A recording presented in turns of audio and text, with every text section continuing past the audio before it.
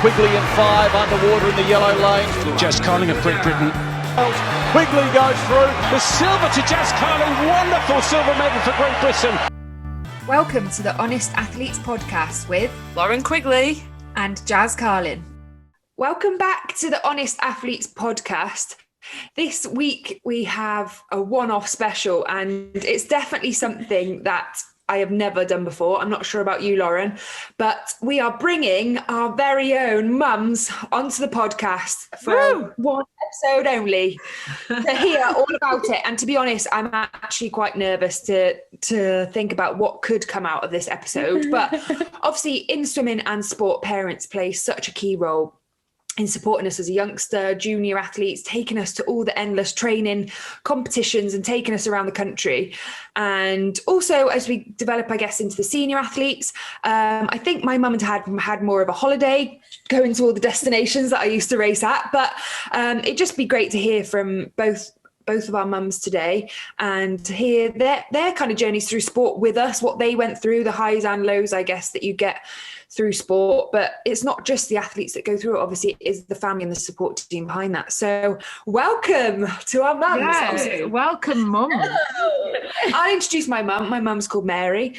How would you like me to introduce that's you? absolutely fine. Yeah, Mary. Fine. Lauren, what about you? Let's Just welcome first of all to both the mums. It's an absolute pleasure to have you both on. I'm not nervous. Jazz was really nervous coming into this episode, but I'm pretty chilled because we can edit stuff out and we can bleep stuff out, Jazz. So we're all good. You have the power. We have the power, exactly. No, it's a pleasure to have you both on. I'll just introduce you to my mum. It's Eve or Yvonne Quigley, depending on how close you are to her, apparently. Mum it is to me, though, obviously. My mum was actually an ex-international swimmer for Great Britain, so this should be interesting to get her perspective on watching me try and go through that journey.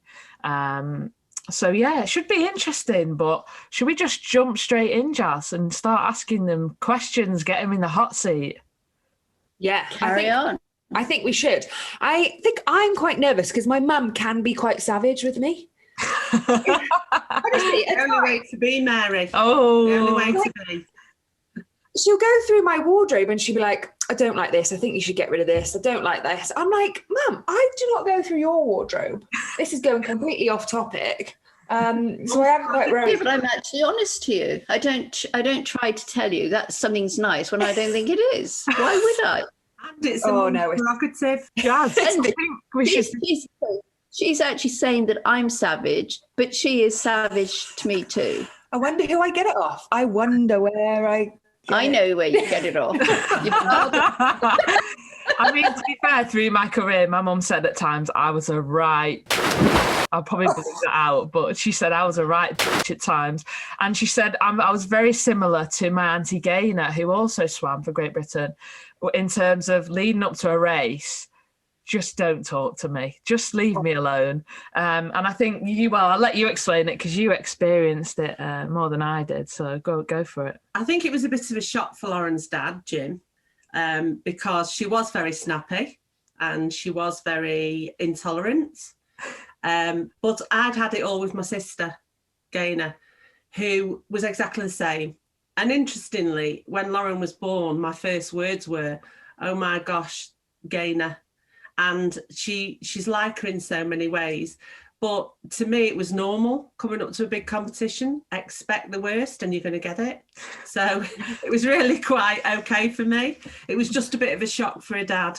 True. Although I did get used to it. So if we flip the switch there, Mary, what was Jazz like leading up to a big competition?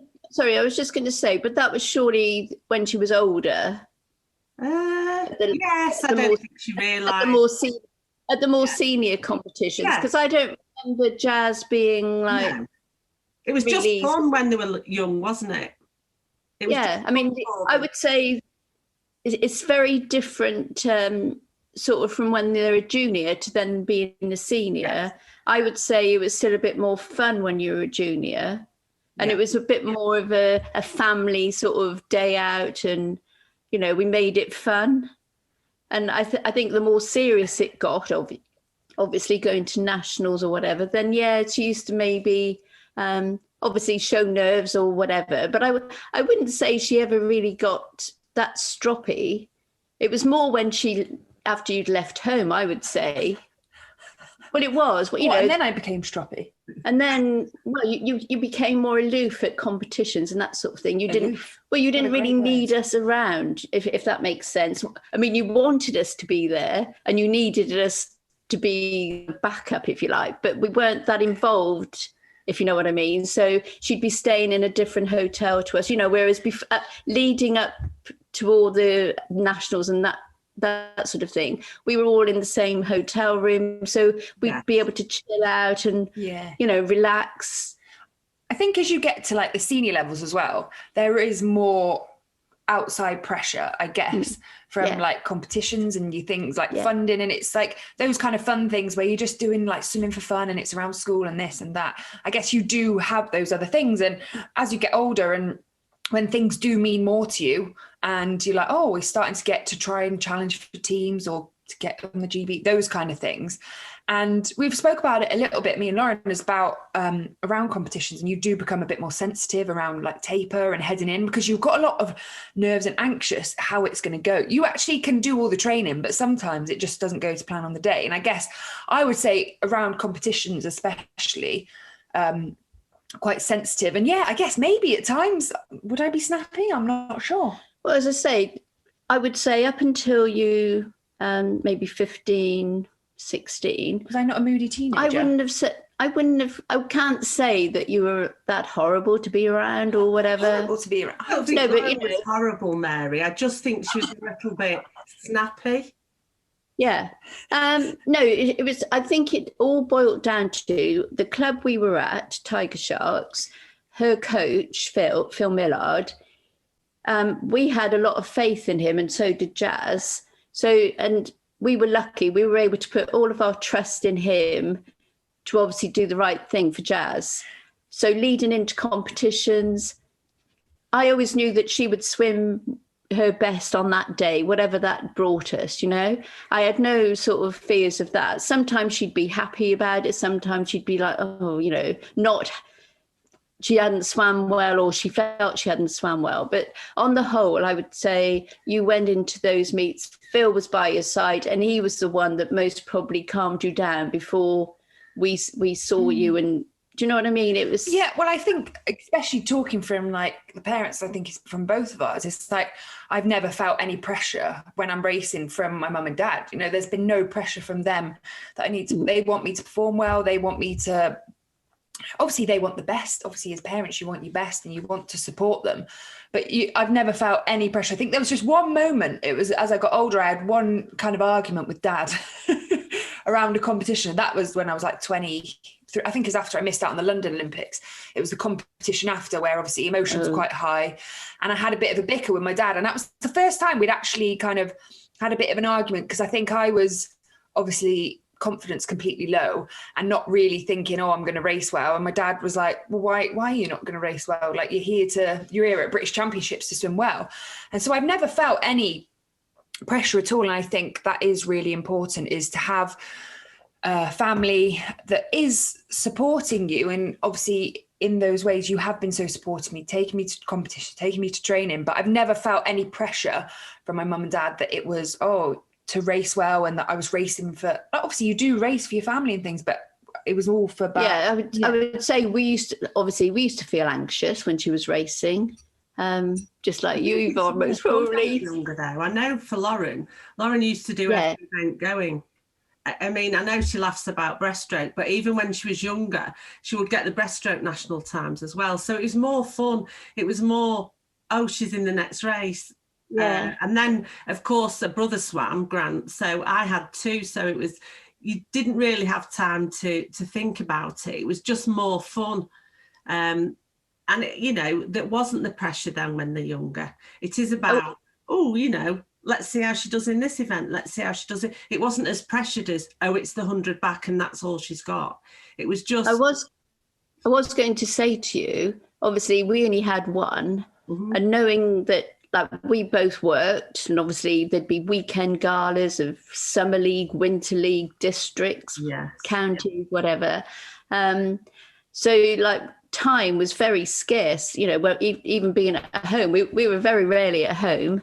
So that was quite precious when we were at home as a family. But one of my, I suppose, the saddest moments was I think it was counties. Phil used to say this too. And obviously I would be there 9 times out of 10, I'd be there, all day, or I'd be in and out. I think I'd gone home to prepare the lunch or something for when you got back, before the afternoon session or whatever.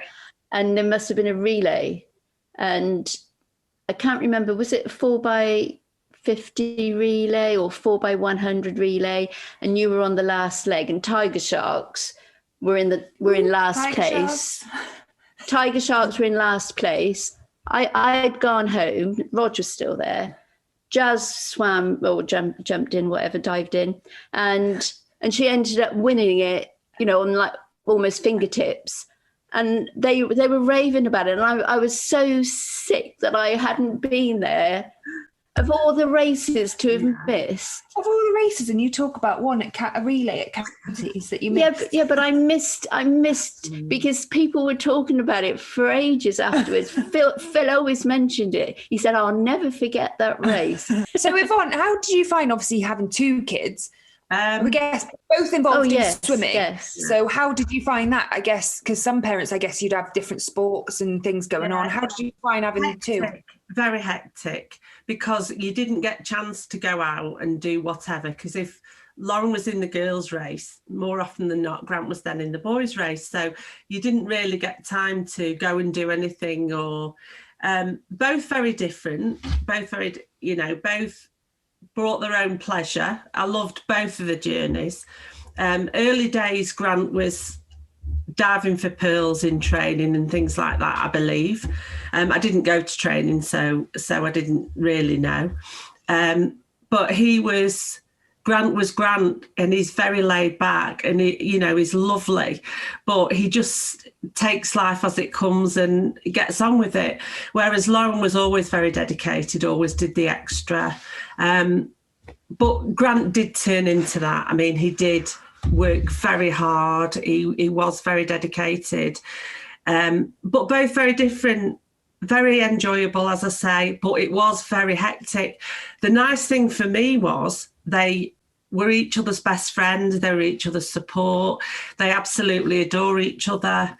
I've never had the sibling rivalry of fighting. I knew I could drop them at the door and they'd go in and look out for each other. Then when I picked them up, they always had each other. So in that respect, it was easy.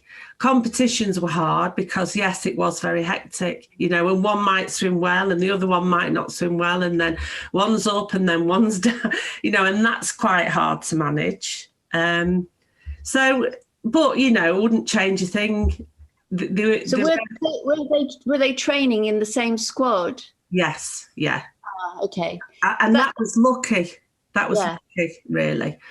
I always thought, or obviously we'd see other families at Tiger Sharks with 2, maybe 3 swimmers, and we'd of all different ages, and you'd be thinking, we knew what it was like trying to manage just one swimmer. How on earth do you cope having 2, 3, whatever, and obviously all in different squads, training at different times, and then having to be at different places for competitions. I mean, I think there was only one time where they swam. They were at different clubs. Lauren had already moved to Stockport and Grant had remained at Manchester because Grant was doing a law degree. So it was easier for him to stay at Manchester. He was quite happy there, and he worked hard. And I think they really missed each other. But at that point, Grant was driving, so it was okay. But then he joined Lauren after a while. So, Mary, I'd just like to ask, because this is 2 different situations, I think. Did you didn't come from a swimming background, did you, I believe? Not at all. I can't even swim. Right. So, first of all, get yourself booked on our camp. No, but because obviously Mum came from swimming, she obviously had an idea of what it was going to be like and what the training was like, and actually tried to stop us from going into swimming to start with, put us in every other sport, and I'm sure she'll get onto that. But how was it for you? Because it's a big learning curve, swimming, to get your head around the training and everything. Yeah, so again, going back to the early years, so when Jazz joined Tiger Sharks, we became involved in the club, and sort of we used to do fundraising. So during training sessions, we used to take it in turns as mums. We'd go and make teas and coffees and sell them, to make money for the club, because obviously every club needs money, to run and all that sort of things. The cost of the pools was extortionate. No, but even before that, obviously, I was doing a lot of other sports. Oh, so yeah. Obviously, I started going to the local pool with my dad. Like as soon as I was a baby, he was like throwing me in the pool, and then it was a swimming club at 5. Yeah, but I did try out a lot of other sports. Oh yes. I mean, obviously, you were doing netball, and that was mainly at school.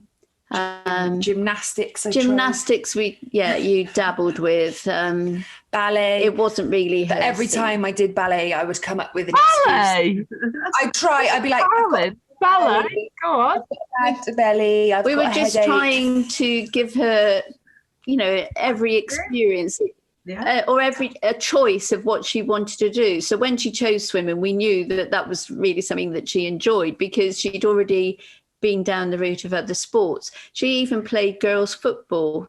And again, we used to go and, on the lines, cheering them on. And what were you called? Chizzy Chicks or something? That's our new name, Jazz, the podcast. Chizzy Chicks they were called. And I mean, that was really good fun as well. And you actually played that with another one of your best friends, wasn't it? Seed from school, from junior school. And so we used to, we used to support every sport that she took part in, and as long as she was enjoying it, that was fine for us. But like, it was always a bit competitive, Like I say I'm the least competitive in my family. Honestly, there'll be board games. It's like so hard to play a game with my mum and dad involved, because there'll be shots fired all over. Yeah, but we know why. Why? Because your father cheats. Oh, right. Do you know what? Though we can say something at this house. I don't mind losing, okay? If I've done my best.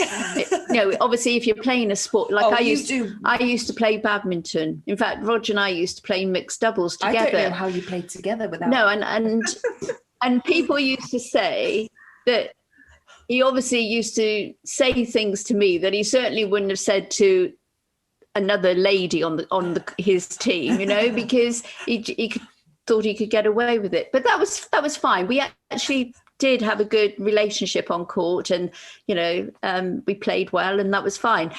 But when it comes to like board games, that sort of thing, which are really out of your control half the time, especially playing like Yahtzee, we've played over Christmas, and Articulate, my dad refuses to play. He won't play with my mum. Yeah, but that's because he's useless at it. Not being funny. He's going to be listening to this. That's fine. He knows that he's useless at it. Anyway, he Sorry, Roger.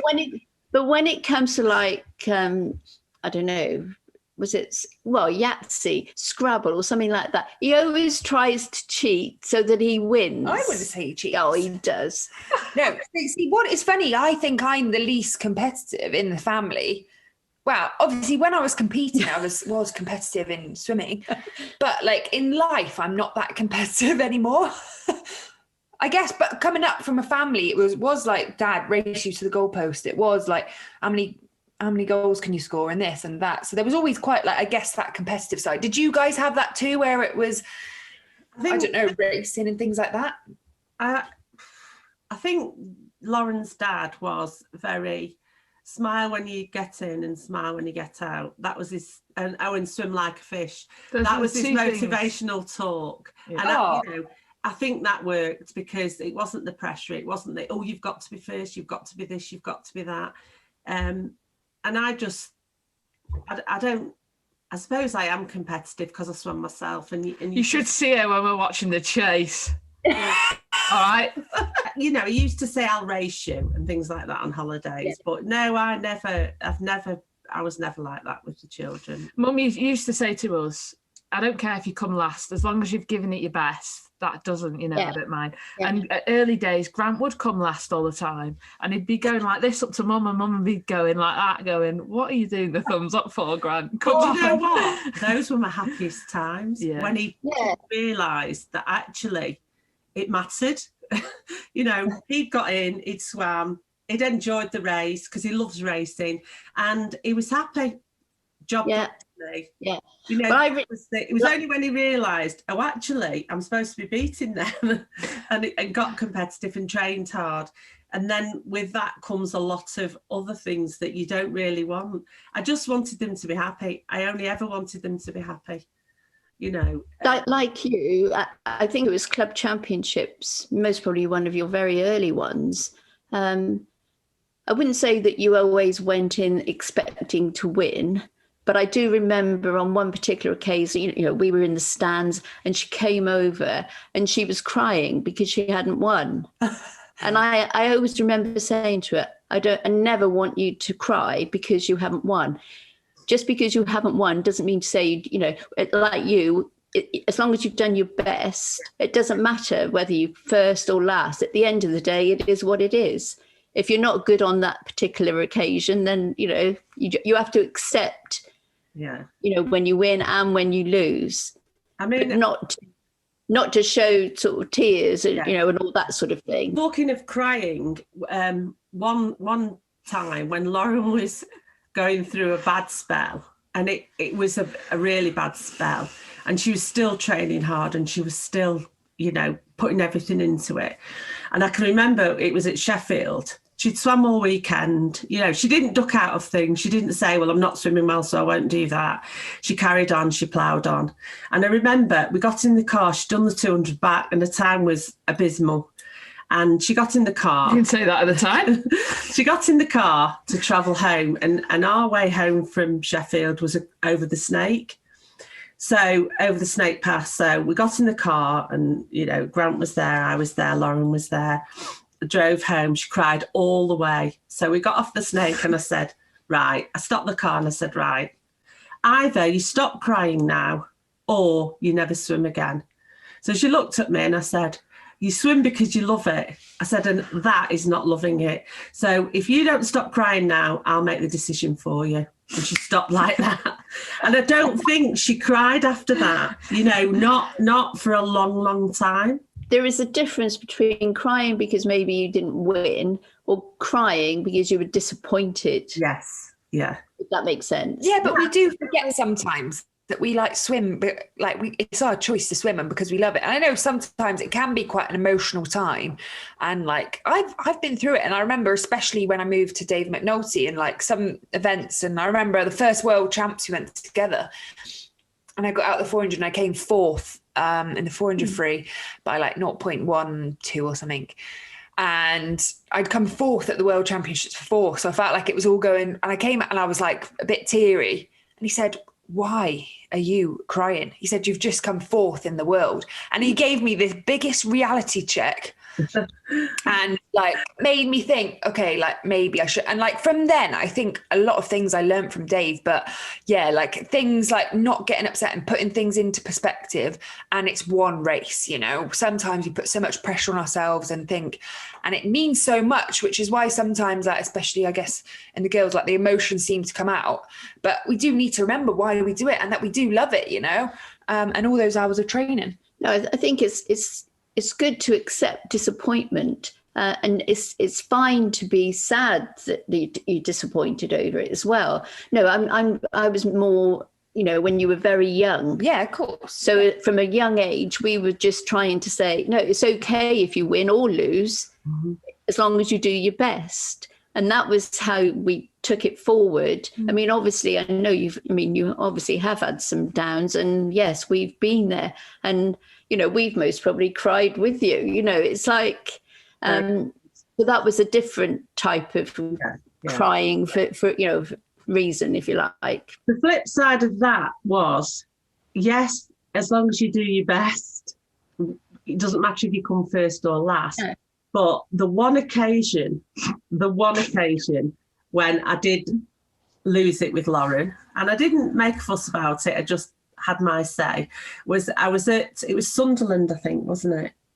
It was the British Champs, and lovely Dave Kalea was chatting away to Dave, and he said, "Oh, what are you doing after this?" And I said, "Oh, we're going on holiday, we're going away." And he just looked down at the pool and he looked at Lauren and he went, "I think Lauren's already there. I think she's on her holidays." And when I looked down, she was like just stroking it out, taking it in the race. This is in the race. Let's clarify. 200 backstroke. No effort whatsoever, and I felt, embarrassed. What did I go? 240 something. I think I went PB plus 20. PB plus 20.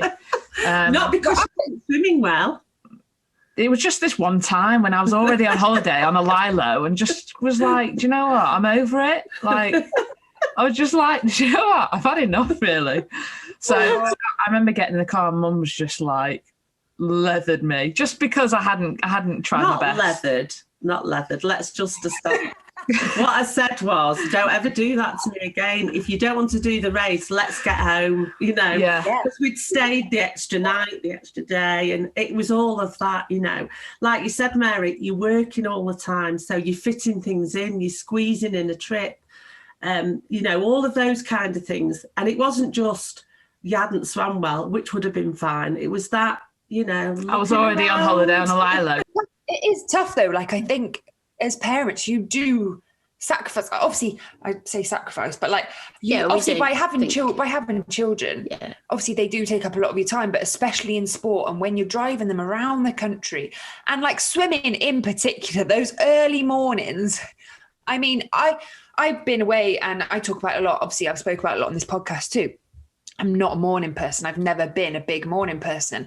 And I wouldn't have probably got up in the mornings unless my dad, I don't know whether you, but I remember vividly, I remember my dad plonking on like a bowl of cereal on my lap and putting on the TV to watch Countdown. And I remember that so vividly at like 4:45 in the morning. And I wouldn't have got up unless they'd have done that for me. And I went on a camp actually with Hannah Miley, and she spoke and she said that her dad used to make her set her alarm and wake herself up in the morning. And I don't think I would have actually got out of bed if I was in charge of it. So I guess you do give up a lot on a lot of those early mornings. It was weird when the early mornings were first introduced to maybe, I don't know, twice a week, was it? 2 mornings a week when it first happened. So Rog obviously decided that he would be the one to get up early because he was, not that he was more interested, but he just wanted to be the one, to get up. So that was fine. And then obviously when it became 4 mornings a week, I was kind and I said, well, I don't expect you to get up 4 mornings a week. So we used to take it in turns. Right. So when Rog used to drop her off, we were very fortunate as well. We were only like 10 minutes from the pool. Well, less, probably 5. Well, it depends on whether we were going to Milton Road, but or Rawdon. But so Rog used to drop her off and then he used to come home and go back to bed. When I used to do it, I used to stay up. In fact, sometimes I used to even stay and watch training, or sometimes I used to go home and try and do some fitness myself. I don't know how parents can stay and watch training all the time, I think being a swimmer, you're like, oh, that's tough. No. But I guess when you're at a distance and when you're like far away from the pool, and I guess it keeps you awake, but it must be boring watching training. Yeah, but that was when, I guess, as parents, you also come together as well. I don't know about you, Yvonne, but obviously... I was a swim runner. I did the swimming. Can I just say though, before that, Mum obviously did it all herself as well. Yeah, so she's been doing mornings all her life. So I look like this, girls. Yes, and we had a spell of. I mean, I swam in the era where mileage was key. Never mind the skills. Never mind the It was 10,000 a session at most sessions. And we were doing 10 sessions a week and then 3 hours on a Sunday and racing on a Saturday. So it was that kind of era of, and at one point, we used to get on our bikes, and we'd get on our bikes at 4:45 in the morning, and we'd cycle. My sister and I would cycle to Moss Side Leisure Centre. And which isn't close. It's not close. No, it's not close. and do a session and then cycle back and then go to school. So we had it tough in that, like I say, we didn't have the skills set. We didn't have a drink. What was a drink? You got your costume and your towel and your goggles and off you went. That was it. It was raw. And those costumes were woolly. They weren't they weren't nice. So I'm used to, I suppose. So when the children started to swim, it just made sense for me to do it. Now, Jim used to do a Thursday morning. But on a Wednesday night, he'd say to Grant and I, you look a bit tired. Do you want to have the morning off? Every single week. And unfortunately for him, Lauren used to say, no, I'm going. Yeah. So, I would do what you did, Mary. I would go and I would come back to do jobs, to get breakfast ready, to do things like that, to do a bit of work and then pick them up, and use my time like that. Jazz, you were just saying about parents sitting and watching training. Some people eat, live and sleep through their children. And I never used to watch training, not ever. I used to drop them and then I would pick them up and because, busy. I was working full time. I was busy, all sorts of other things to do. Like you said, Mary, you've got to do the lunch, you've got to do all those kinds of things. And people used to say to me, why don't you watch training? Don't you think you should be watching and making sure they're doing it? And I used to say, if they want to do it, they will train hard. And if they don't want to do it, they won't swim well, they won't get the rewards. And I'll know then that they don't want to do it. So I said, it's up to them, it's over to them. Like mornings, I didn't set my alarm, they would set their alarm. Because I said to Lauren, because she was so into it and committed, I knew, I used to say to her, if you don't get up, your body's telling you you're too tired. Is my halo in the shot here, or is it just above? I would not have got there. No chance I would have got up. When it was Roger's turn, he would take her in a tray, breakfast, a cereal, whatever, or maybe a yogurt. I would do the same on my get-up. And there was only one morning when I went in to sort of say, Jazz, wake up. Before I went to get her breakfast, that she actually said to me, oh, I'm so tired. So I just said, fine. And I just pulled the covers back up and said, go back to sleep. But that was one morning only that I will ever remember that you said, no, I'm too tired. Sometimes that's needed though, Mary. And, I was lucky, and I've said it a few times, that when I was younger, all of the people my age were doing all the sessions because the coach was like, the more we can get them in, the better they'll swim. And I was lucky because I had mum to go, well, you're not doing them all yet. You're definitely not doing them all.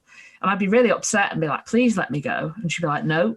And I was like, why is she not letting me go? Now I understand that when we were at 16, they'd all quit because they hated it and were burnt out. And I was still going. And so I was lucky in that respect, but sometimes you do need to do that and just say no. I did have a few fallouts with some of the coaches over it, but my children, and I used to say to them, you just want success now, they're mine for the rest of their lives. So I want to manage it, I want them to be happy. If they want to carry on swimming, I want them to swim because they love it, and I don't want them burnt out and also.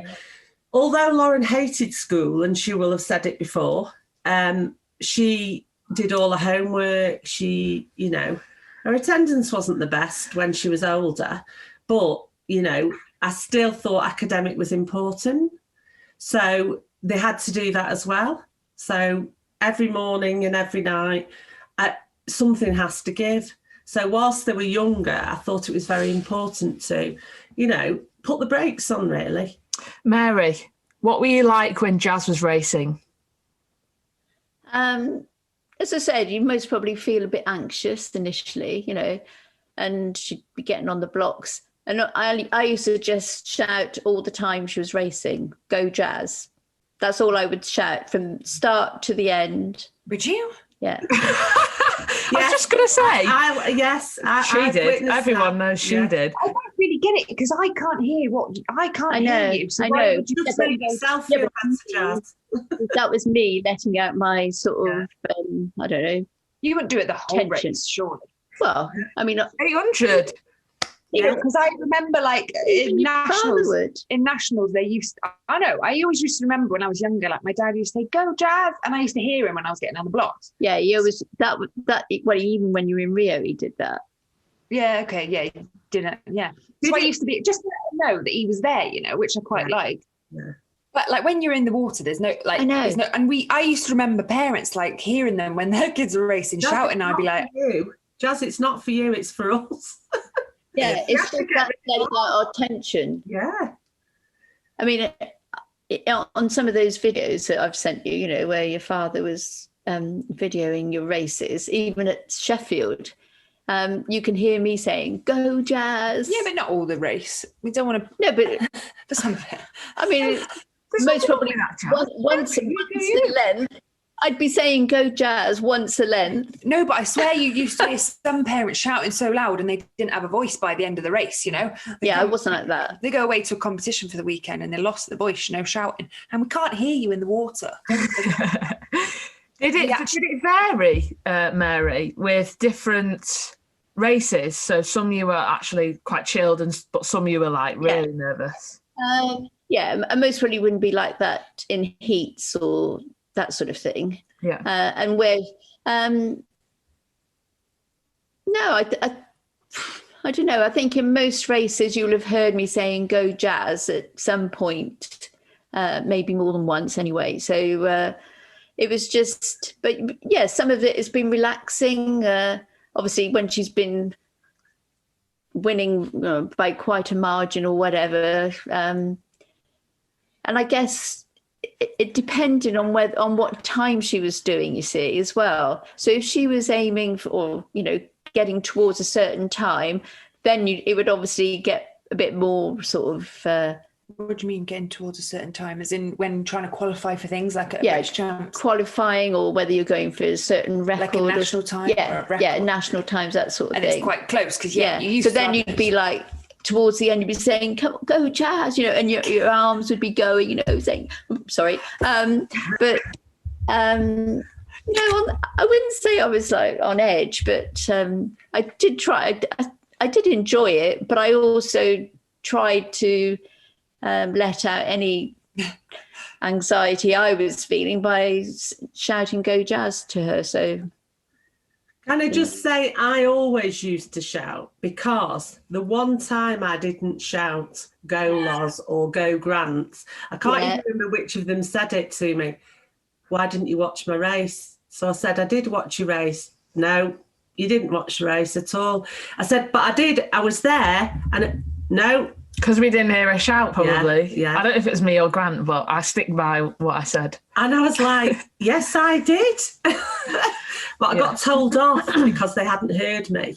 So after that, every time I had to do it, I felt obliged.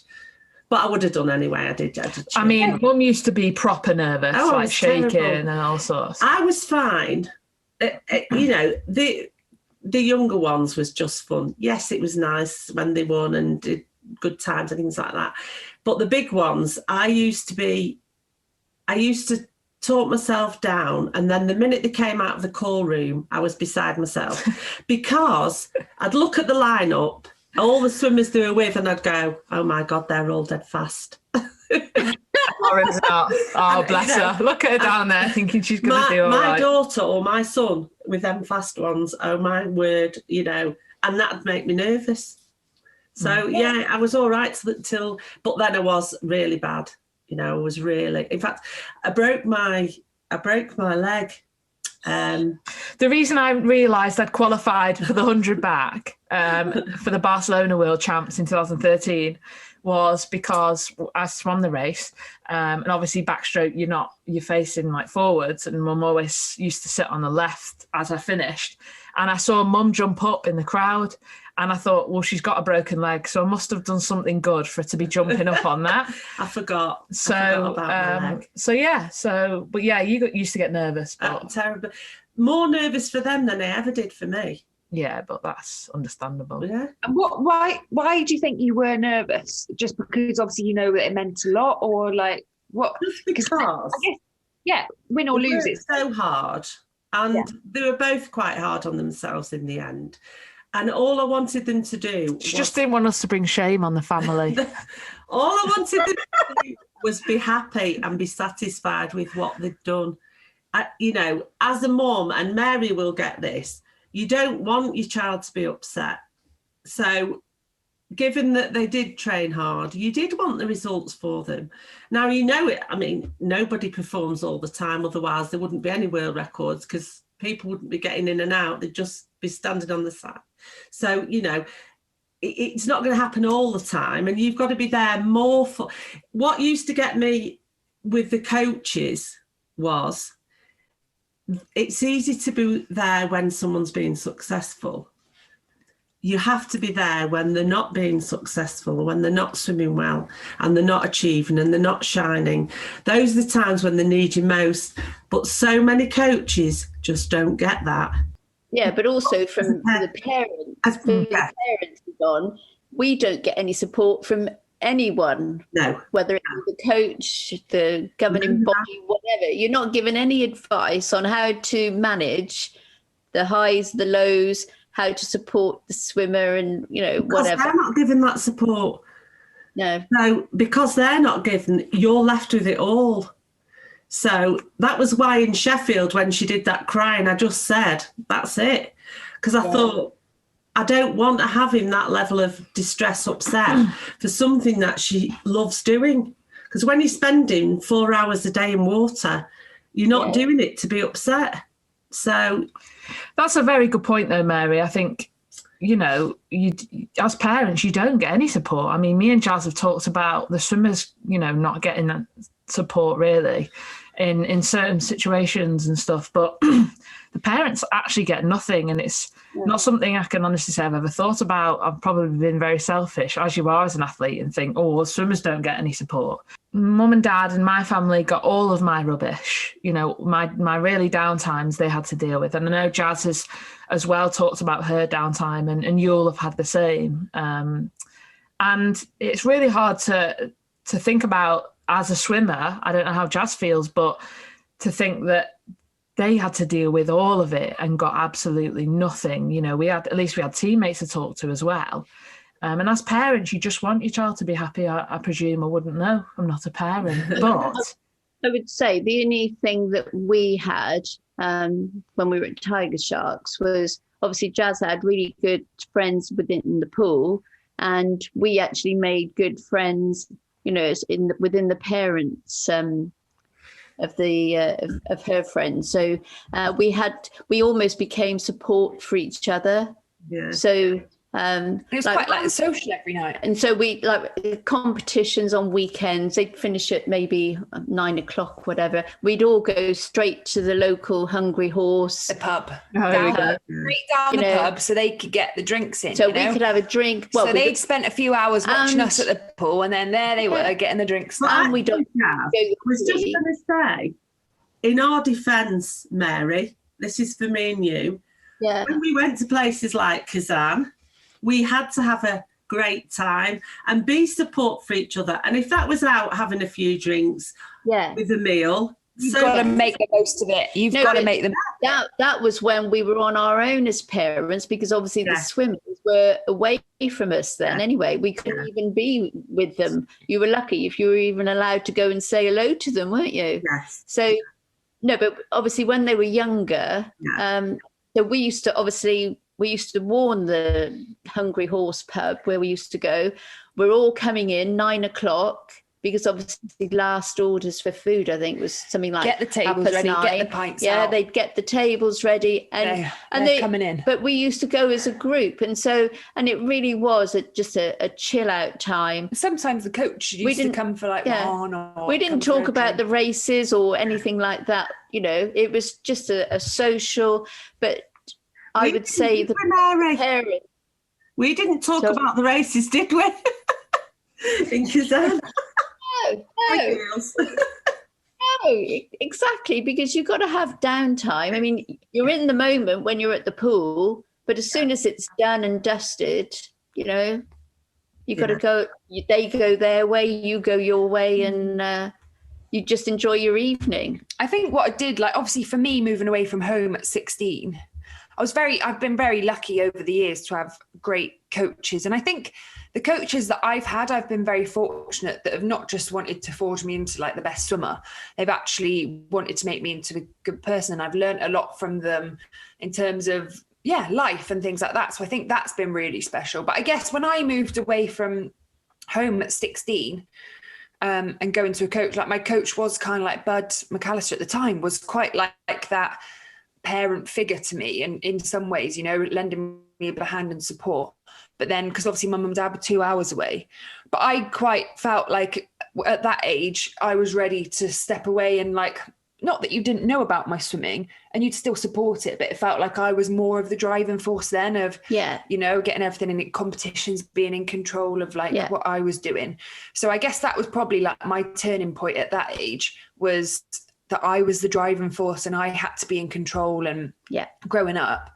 And then you could relax and you could sit back a bit more. And as you said, you go to competitions and like go into some of the international ones, and you do meet like parents, and like you are that support system for each other. And I think that is really important, because I don't feel like there's enough. And that's from knowing what to feed your child before a competition and all that kind of stuff. But obviously I was lucky from that senior level to, but you do see it sometimes where parents want to be heavily involved with the coaches, and they would speak to the coach when things weren't going well, whereas you never would go to the coach and ask if I'd not had a bad swim or wasn't performing. You wouldn't go to the coach. No. Sometimes we would discuss a bit of training, but most of the time at home. But we would be able to talk to the coach, you know, just having general conversations. We didn't have to talk to him about how Jazz was doing, but he would be willing, or they were all willing to have conversations with us just as an adult. As people. So I do feel we've been very lucky from that side, because I know that not everyone gets that. And but what I'm trying to say is a lot of chat when I'd get home, we wouldn't talk about swimming, It's like once you're out the swimming pool, packed the swimming bag away, it's like swimming wasn't something that we would really talk about a lot, you know. And I think it's also being able to switch off from it as well, because obviously it can be quite a stressful environment. But along the years, parents, you two in particular, have had a great time going to some competitions, Enjoy Why wouldn't we, Mary? Why wouldn't we? To be fair, they do deserve it. I'm sorry. I loved my week in Sheffield every year, you know. Yeah. Wait, you've been sarcastic? No, Jazz. No, everybody loves spending a week in Sheffield at Ponds Forge. Taking a week's holiday from work, you know. Spent at Ponds Forge. Where else would you want to go, Mary? Right, so you made up for it. You were. Oh, I know. Later on, no, but it was later on, Mary. You're right. Obviously, early doors, you know, when she first went. I remember when she went to her first nationals. You know, obviously, we're all left to our own devices as parents as well. Finding a hotel and you don't go as a group within the club. You're all left, you know, to book your own rooms and sort out your own food and all that sort of thing. And I remember our first time in Sheffield, we stayed at the Novotel, which was a very nice hotel. Yes, posh, Mary. But I was just about to say we must have been there for 8 days, because Jazz's events spread out throughout the week. That's what I mean. So it was for a long week. You go the day before. And just for the accommodation alone cost us £1,000. Yeah. And it was a bit of a shock. Was that when I slept walked and locked myself out of the hotel room? And you wouldn't let me back in? That wasn't there. I think that was Coventry. I tell you one thing, I was actually very awful at a young age, was packing my bags and my stuff. You know, as swimmers at poolside, you end up, you got your cap and goggles over there, your costume over there, your towel somewhere else. And I used to not very, very good at, obviously you spend a lot. You got your monthly outgoings with swimming, with training, but then all the kit, it does cost up to quite a lot. And obviously I didn't have the best suits, at a young age. I just had the kind of, but whatever you guys could afford, it was whatever I could afford. So I went to a competition. I remember I had, a couple of training suits, a couple of towels, caps, goggles, all the stuff. I got back home from one competition. I think I was away with Tiger Sharks, wasn't I? And got back, and my dad went through opened my bag, and he said, "Well, where's all your stuff?" Literally, my bag was empty. I think I had like one pair of goggles, and he went, "Where is it?" And I went, "Well, I don't know." And like I had a habit of this, always forgetting. She'd always lose something. See, that's Grant. I was organised. Grant. He wouldn't even turn up with the stuff, Jazz. Never mind leaving it. I had a spare kit of Grant's in my bag just to make sure every time, just in case. In my defence, the next day, he didn't stress, Jazz. He never stressed. He just no, I didn't. I just forgot. But in my defence, so my dad was like, "Well, tomorrow we're going back to the pool." Rang up the pool. He said, tomorrow we're going back to the pool and we're going to find out where all your stuff is. Obviously, we've spent money on this kit, and you've not packed your bag. So we went back the next day, managed to find my cubicle, and basically there was a bench. And at the back of the bench, there was like this hole, and all my stuff, I must have just thrown it, and it's thrown down this hole at the back of so it was all, and I found it, saved it all. So I was no longer in the bad books of my dad, but I did have a habit of that. And that is one thing, I guess you do spend a lot of money, and you've just touched on hotel rooms in Sheffield, where we're hardly going to the Maldives or going to Dubai, we're going to Sheffield. But I was going to say, so that was the only year that we obviously stayed at the Novotel. Right. Once you become a bit more savvy as the years go on, don't you? Well, I had two, didn't I? So it was great when they were on. We used to cram in, me and the children used to cram in one room. But obviously, definitely, yes, yeah. So as each year went on, once I knew she'd qualified, I would then be on the lookout for all the sales, Premier Inn or Travel Lodge, whatever. Yeah. And I actually, I used to get such good deals. But you've never seen a hotel room like it when you went to Nationals in my mum and dad's room. They used to bring a fridge, a mini fridge, toaster, a microwave. Honestly, my friends used to knock on my door because they wanted in on the action. They were like, "Can we get a jacket potato in your microwave? Can we get yogurt in your fridge?" You have to do it, though. You have to do it. Like the planning and preparation into a meet at Ponds Forge is second to none. Can I just say, it actually went up a notch towards the end of her career when she was going off, because we even took a slow cooker. No. Goodness me. I had a fridge. Chuck it all in, Roger. And no word of a lie. The slow cooker was the best because I used to be able to put her food, like especially the meat side, in the slow cooker, and it would be cooking while we were at the pool. And That's a good idea. It was a good idea. And as soon as we got back to the room, you'd be walking down the corridor and you'd have this people in a line outside with a bowl. What's that smell? Anyway, and then, but obviously her food would be there. And I've got a beef casserole cooking while I'm racing the 800 freestyle final. Things like that. And again, it's not eating out every night. And we've spoken about it a bit, is going to competitions and you try to foods that you're familiar to, that you normally have, and having little things like the microwave and being able to do jacket potatoes. I used to have jacket potato, beans, cheese, coleslaw at pretty much every single competition from when I was a youngster. Lunch anyway, wouldn't it? Yeah, for lunch.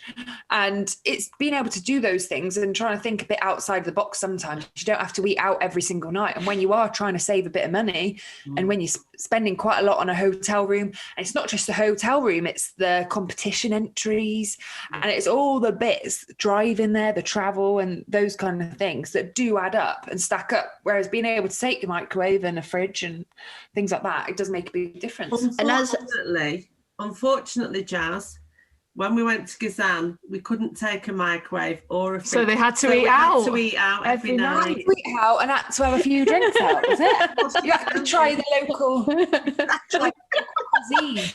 I have to say, Yvonne, and I imagine you were the one as well, but obviously Jazz doesn't really talk about what I did very much, I don't think. She's always saying, "Oh, Dad did this, Dad did that." but I was the one that always used to be in control of the food. Right. Ah. Well, you were you were feeding the engine, weren't you? You were putting the petrol in the car, all those Yeah. kinds of things. So I used to do the food shopping, obviously. So in Sheffield, I'd be the one going out buying all the food, to put in the flipping Yes. slow cooker or the microwave or whatever. What's the bakery? It's like the famous one in Sheffield that everyone goes to and stops on the way back. I was going to say Do you know- Couplands, but yeah, was it maybe. Couplands? The one on the corner? Yeah, you know Oh, which yes, one. yes. I know where you mean. Yeah. Don't know what you mean. Been Yeah. going for years. Don't know what you mean. Is it Couplands? I think it is a don't know. Couplands. I think I so. can't remember.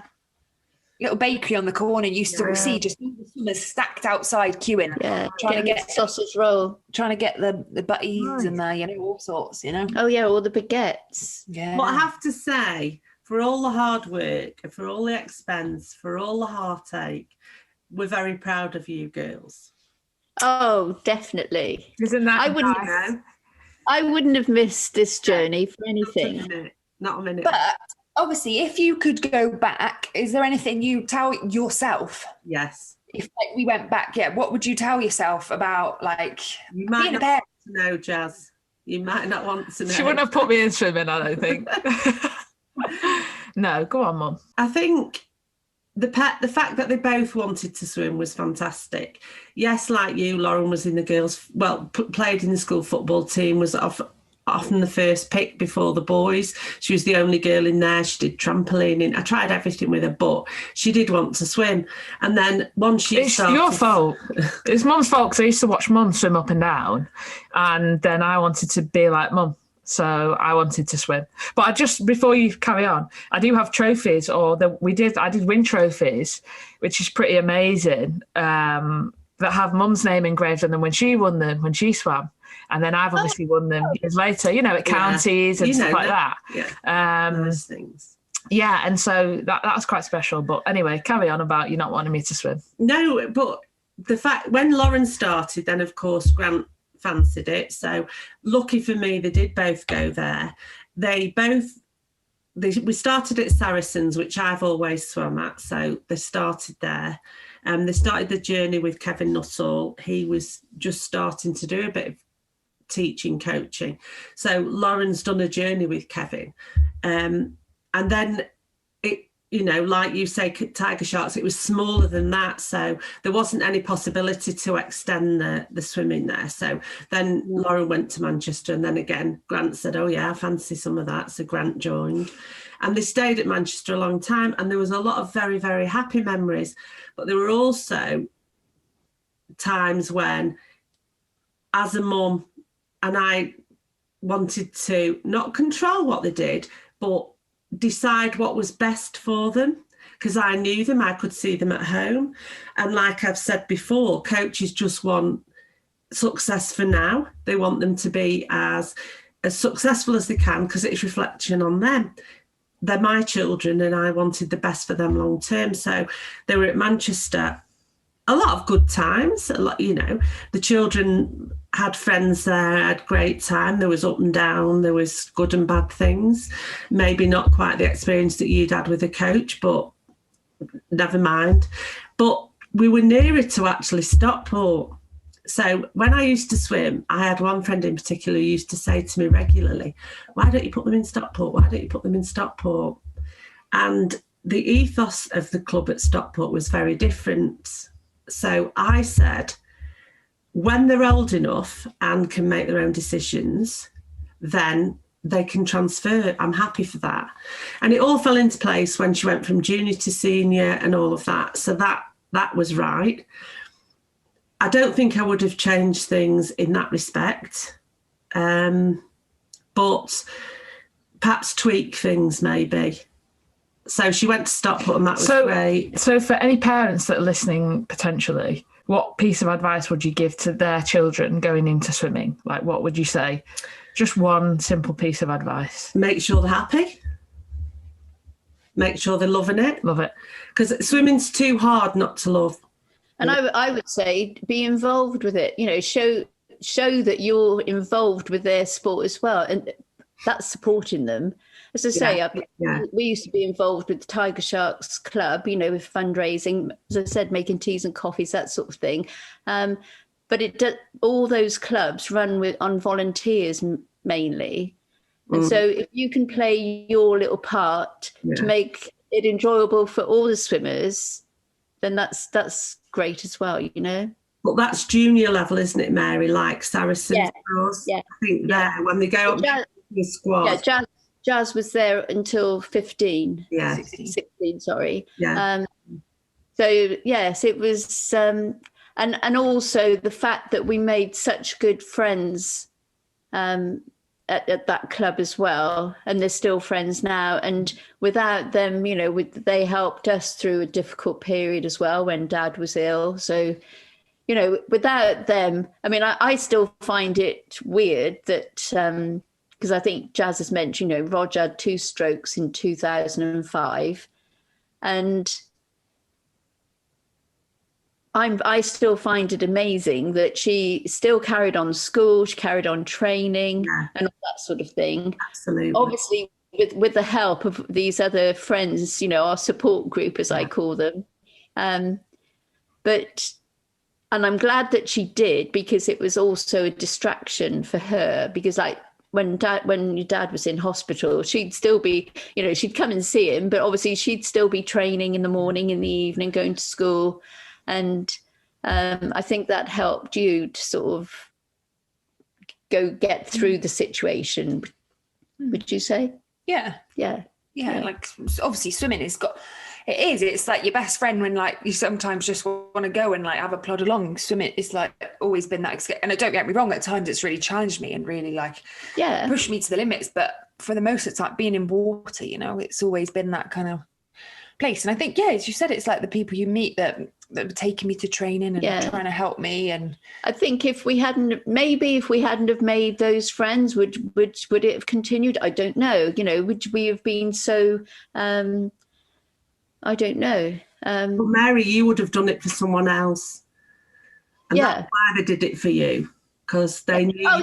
Sorry. Yes. Oh, yes. I mean, it was a group thing. It wasn't a case of, you know, it was all take, you know, we all contributed in certain ways, you know, but all I'm saying is we would have most probably found it harder to do the journey if we hadn't have had that sort of network of friends, you know.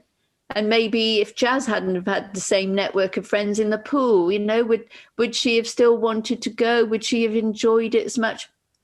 Never know, will we? No.